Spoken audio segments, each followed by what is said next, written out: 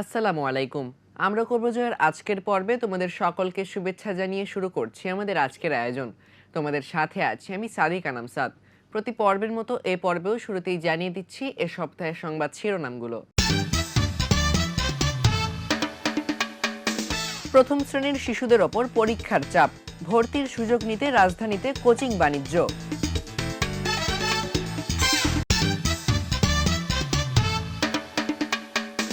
রাজধানী জুড়ে এডিস মশার বিস্তার, হাসপাতালে বাড়ছে ডেঙ্গু রোগী, চরম উদ্বেগে নগরবাসী।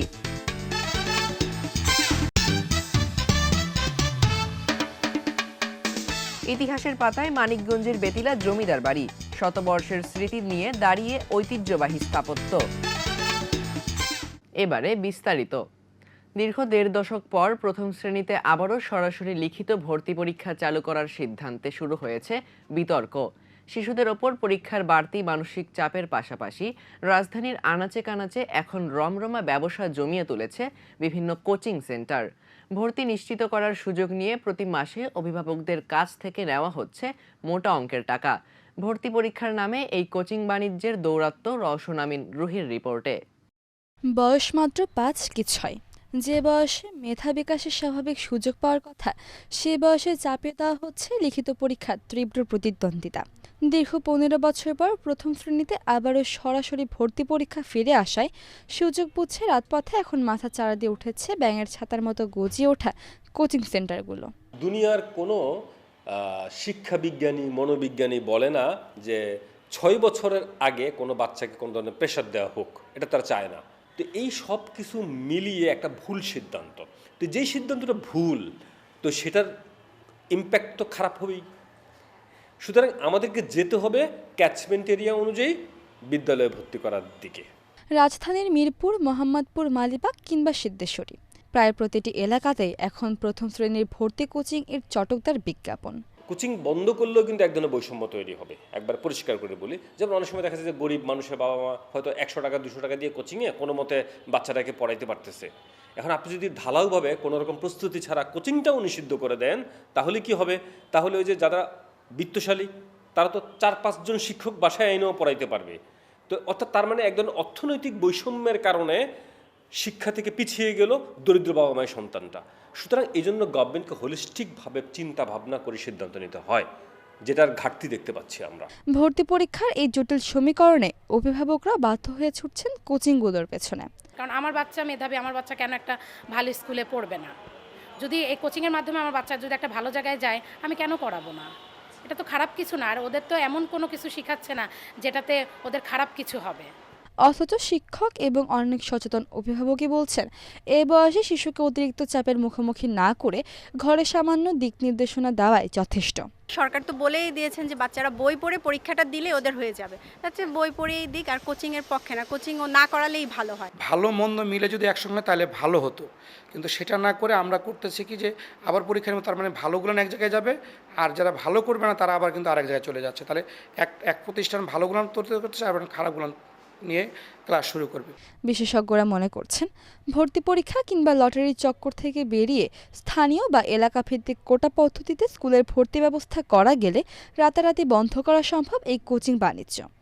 সারা দুনিয়াতে উন্নত বিশ্বে চাইলেও পারে না বাবা মা ভর্তি করতে অন্য স্কুলে, কারণ নিকটবর্তী স্কুলে ভর্তি করতে হবে, এটাই নিয়ম। বিশেষ ক্ষেত্রে যদি কারো বিশেষ পারমিশনের দরকার হয়, বিশেষ সমস্যা থাকে, তাহলে ওই কাউন্সিল থেকে অনুমোদন নিতে হয়, অনুমোদন নিয়ে এরপরে ভর্তি করতে হয়। তো এখন আমাদের তাহলে বাধাটা কোথায়? আমাদের বাধাটা হচ্ছে যে আমাদের স্কুলের মানগুলো সমান না। আমরা কোয়ালিটি, টিচারের ক্ষেত্রে, টিচারদের কোয়ান্টিটির ক্ষেত্রে, তারপর হলো যে ইনফ্রাস্ট্রাকচারের ক্ষেত্রে আমাদের একই স্ট্যান্ডার্ডের একই ধরনের কাছাকাছি না। তো যার কারণে এই সমস্যাটা হচ্ছে, সবাই তথাকথিত ভালো স্কুলের পিছনে ছুটতেছে সবাই। শিশুদের স্বাভাবিক শৈশব ফিরিয়ে দিতে এবং কোচিং নামের এই ফাঁদ বন্ধে নীতি নির্ধারকদের কার্যকর পদক্ষেপ নেওয়ার জরুরি বলে মনে করছেন সংশ্লিষ্টরা। রওশন আমিন রুহি, আমরা করব জয়, এটিএন বাংলা, ঢাকা। বর্ষা মৌসুমের শুরুতেই মশার উপদ্রব বাড়ার সাথে সাথেই এবারও উকি দিচ্ছে ডেঙ্গুর আতঙ্ক। স্বাস্থ্য অধিদপ্তরের তথ্য অনুযায়ী এবছর বাংলাদেশে ডেঙ্গুতে আক্রান্ত হয়ে মোট ৫০ জন মানুষ মারা গেছেন। মোট মৃত্যুর মধ্যে শুধু জুলাই মাসেই মারা গেছেন ৩২ জন। চিকিৎসকেরা বলছেন গত বছরের তুলনায় পরিস্থিতি এখনও অতটা ভয়াবহ না হলেও আমাদের সামান্য অবহেলা এই আতঙ্ক মহামারীতে রূপ নিতে পারে। সিনথিয়া জান্নাতের রিপোর্টে। বর্ষা মৌসুম আসতেই চারপাশ জুড়ে বাড়ছে মশার উপদ্রব, আর সেই সাথে উকি দিচ্ছে ডেঙ্গুর আতঙ্ক। হাসপাতালগুলোতে ভিড় শিশু ডেঙ্গু রোগীর। প্রচণ্ড জ্বর, শরীর ব্যথা আর প্লাটিলেট কমে যাওয়ার তীব্র যন্ত্রণায় কাটছে তামিম, রাহিম, রাইহানের মতো শিশুর প্রতিটি মুহূর্ত। আমরা বুধবার দিন আসছি, ভীষণ জ্বর ছিল, পেটে ব্যথা ছিল, বমি ছিল, পাতলা পায়খানা ছিল, এখন একটু কমছে। ডেঙ্গু অনেক কিভাবে হয়েছে এটা তো বলতে পারি না, বাসায় আসছিল হয়তো মশায় কামড় দিছে। এখন শনিবার থেকে জ্বর আসছে, তা জ্বর আসার পরে বুধবার পর্যন্ত আমি বাসায় আসছিলাম, বুধবারের দিন বিকেল আমি এখানে ভর্তি করছি। চিকিৎসকরা বলছেন গত বছরের তুলনায় এবছর পরিস্থিতি এখনও নিয়ন্ত্রণে আছে, তবে জ্বর সহ পেটের সমস্যা দেখা দিলে দ্রুত হাসপাতালে আসা পরামর্শ তাদের। এটা মনে রাখতে হবে যে কখন আমরা হাসপাতালে যাব। তীব্র পেটে ব্যথা হলে, খুব দুর্বলতা, খেতে পারছে না, অনবরত বমি হচ্ছে, রক্তক্ষরণ হচ্ছে, খিঁচুনি হচ্ছে, দুর্বল হয়ে যাচ্ছে, এবং কিছু কিছু পরীক্ষার মাধ্যমে আমরা বুঝতে পারি যে না, এখন আমার হাসপাতালে যেতে হবে। ডেঙ্গুর মূল মেকানিজম যদি আমরা চিন্তা করি, শরীর থেকে পানি সরে যায়, সেই পানিটা যদি আমরা রিপ্লেস করতে পারি তাহলে কিন্তু ডেঙ্গু থেকে মুক্ত হওয়া সম্ভব। এক্ষেত্রে জুস বা অন্য জিনিস খেবে না, স্যালাইন খেতে হবে। নর্মাল পানির চেয়ে আমরা দেখিয়েছি যে স্যালাইন খেলে কিন্তু এক্ষেত্রে খুব ভালো কাজ করে। কেউ ডাবের পানি খেতে হবে, বেশি বেশি করে পেঁপে বা অন্য জিনিস খেতে হবে তা কিন্তু না। স্যালাইন খাওয়াটার একটা উপায় বলে দিই, যে সেটা আমরা বলি যে প্রতি কেজির জন্য 50 ml, অর্থাৎ একটা বাচ্চা যদি হয় 10 কেজি, সে 500 খাবে। সে বাড়তি যে খাওয়া তার চেয়ে 500 ml স্যালাইন বা পানি বেশি খাবে। এইভাবে খেলে আমরা দেখিয়েছি যে তার সারাদিনের যে চাহিদা সেটা পূরণ হয়ে যায়। কিন্তু কখন হাসপাতালে যেতে হবে সেটাও মনে রাখতে হবে। গবেষকরা বলছেন ডেঙ্গুর ডেন 2 সবথেকে বেশি মৃত্যুর ঝুঁকি তৈরি করে। এছাড়াও সেরোটাইপে দ্বিতীয়বার বা তৃতীয়বার আক্রান্তদের মৃত্যুর ঝুঁকিও সবচেয়ে বেশি। ডেন 2 সবচেয়ে বেশি মৃত্যু ঝুঁকি তৈরি করে, আর ডেন 3 হচ্ছে দ্বিতীয় পর্যায়ে আছে। ডেন 1 এবং 4 এর চাইতে ডেন 3-র মৃত্যু ঝুঁকি বেশি, তবে সবচেয়ে বেশি হচ্ছে মৃত্যু ঝুঁকি বেশি হচ্ছে ডেন 2-তে। তবে এই সেরোটাইপ শুধুমাত্র মৃত্যু ঝুঁকির জন্য দায়ী নয়। মৃত্যু ঝুঁকি তখনই বেশি হয় যখন একটি মানুষ দ্বিতীয়বার বা তৃতীয়বার ডেঙ্গুতে আক্রান্ত হয়। যখন কোনো একজন মানুষ দ্বিতীয়বার তৃতীয়বার ডেঙ্গুতে আক্রান্ত হয়, তার জন্য মৃত্যু ঝুঁকি সবচেয়ে বেশি, এবং সেই মানুষটিকে অবশ্যই সতর্ক থাকতে হবে। বর্ষায় খালের ময়লাযুক্ত পানি বাড়ায় মশার উপদ্রবে প্রতি বছর দুর্ভোগ পোহাতে হয় বাসিন্দাদের। কালকে রাত্রেও তো কয়েল ধরাইলাম, হের পরও মশা। কয়েল জ্বালাই মা, কয়েল না জ্বালাই কি থাউন যায় যে ডেঙ্গু হইতাছে। এর আগের বছর ডেঙ্গু হইয়া দিয়ে আমি 50,000 টাকা গেছে আমার। এই যে এই বাস স্ট্যান্ড হাসপাতালে ভর্তি আসছিলাম। ওষুধ দিতে আমরা দেখি না, ওষুধ দিয়ে যে যা দোয়া মুয়া দিয়ে লাভ হয় না, এই জায়গায় মশা আছে অনেক, প্রচুর মশা।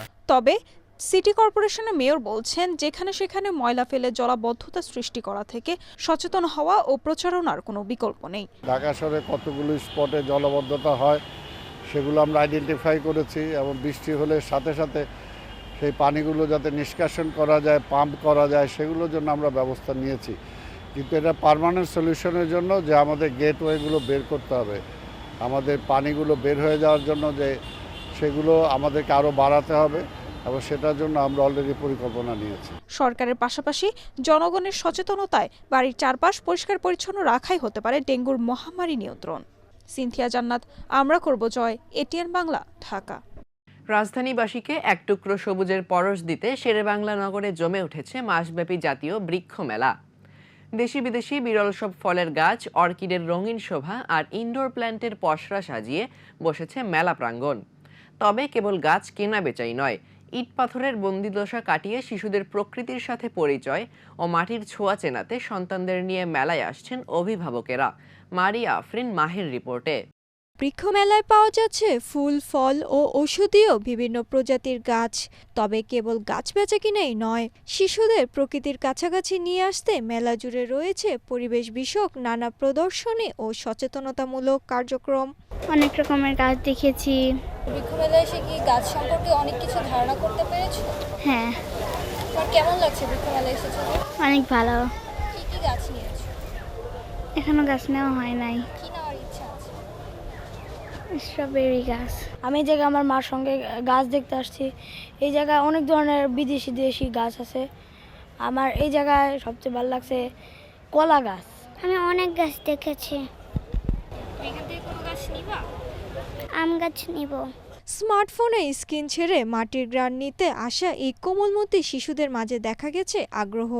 আর অভিভাবকরাও সন্তানদের চেনাচ্ছে দেশি বিদেশি সব বৃক্ষ। আমি মাত্র ঢুকেছি, সো পুরাটা আগে দেখব। গাছ প্রতিবারই কেনা হয়, আমার আম্মু নানুমনি সবাই খুব গাছ পছন্দ করে। কি কি গাছ কিনেছেন? রঙ্গন, জুই, চামেলি আর ইনডোরের জন্য কিছু নিব। খুবই ভালো লাগছে, এরকম প্রাকৃতিক পরিবেশ মানে ঢাকার মধ্যে খুবই সুন্দর লাগে। কি কি গাছ নেওয়া হচ্ছে? এখন আমরা আসছি, গাছ দেখতেছি, তবে নেওয়ার ইচ্ছা আছে হচ্ছে জাম গাছ আর অনেক রকমের ফুল গাছের প্রজাতি আছে, ওখান থেকে কিছু নিব।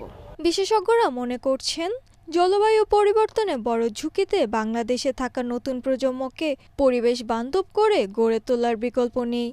শিশুকাল থেকে যদি তাদের বৃক্ষরোপণে উৎসাহ করা যায় তবেই এক সবুজ বাংলাদেশ গড়া সম্ভব। আমাদের অনেক গাছ কিন্তু বিলুপ্তি হয়ে যাচ্ছে। দেখেন আপনি ওখানে আছে, আমার এখানে লেখা আছে বহেরা, হিজল, তমাল, ধূপ, আগর, উড়িয়াম। এই 5 বছরে যদি আমরা 25 কোটি চারা আমরা রোপণ করতে পারি তাহলে আমাদের কিন্তু ওগুলো হারাবে না, আবার আগের অবস্থায় ফিরে আসবে এবং আমরা কি করব, দেশটাকে ক্লাইমেট চেঞ্জ বা যে জলবায়ু পরিবর্তনটাকে রোধ করে আমরা দেশটাকে রক্ষা করতে পারবো। বৃক্ষমেলায় এই শিশুদের উৎসাহিত অংশগ্রহণই জানান দিচ্ছে প্রকৃতির প্রতি ভালোবাসার নতুন করে বীজ তৈরি হচ্ছে নতুন প্রজন্মের হৃদয়। আর সেই ভালোবাসাই হয়তো একদিন রূপ নেবে একটি বাসযোগ্য, সুন্দর ও সবুজ বাংলাদেশে। মারিয়া আফরিন মাহি, আমরা করব জয়, এটিএন বাংলা, ঢাকা।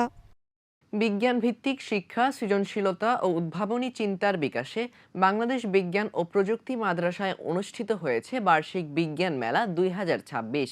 ক্ষুদে শিক্ষার্থীদের তৈরি নানা বৈজ্ঞানিক মডেল ও প্রকল্প দর্শনার্থীদের দৃষ্টি কেড়েছে। অনুষ্ঠানে প্রধান অতিথি ছিলেন তানজিমুল উম্মাহ ফাউন্ডেশনের চেয়ারম্যান শায়েখ মাওলানা হাবিবুল্লাহ মোহাম্মদ ইকবাল। বিশেষ অতিথি হিসেবে উপস্থিত ছিলেন ফেস দ্য পিপল এর সম্পাদক সাইফুর রহমান সাগর, দ্য ডেইলি মুসলিম টাইমসের প্রধান সম্পাদক আব্দুল খালেক খন্দকার ও বিশিষ্ট ব্যক্তিবর্গ। আয়োজকদের মতে বিজ্ঞান চর্চা, গবেষণা মনস্কতা এবং উদ্ভাবনী চিন্তার বিকাশে এ ধরনের আয়োজন শিক্ষার্থীদের আত্মবিশ্বাস বাড়াবে।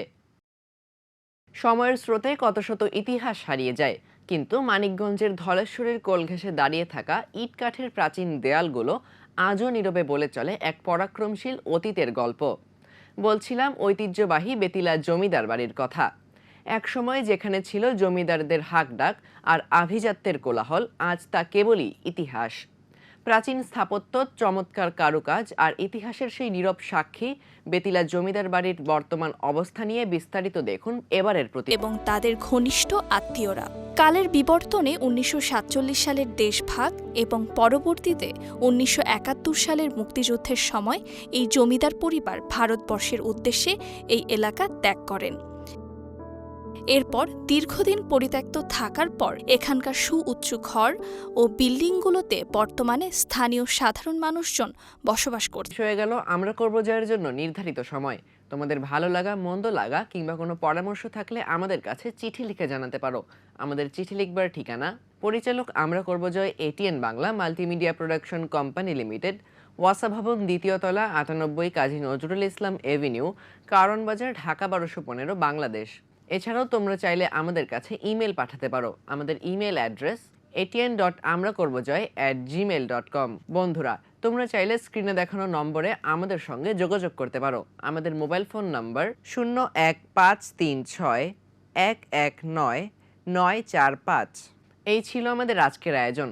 দেখা হবে আগামী পর্বে নতুন কোনো সংবাদ কিংবা পুরনো কোনো সংবাদের নতুন কোনো অগ্রগতি নিয়ে।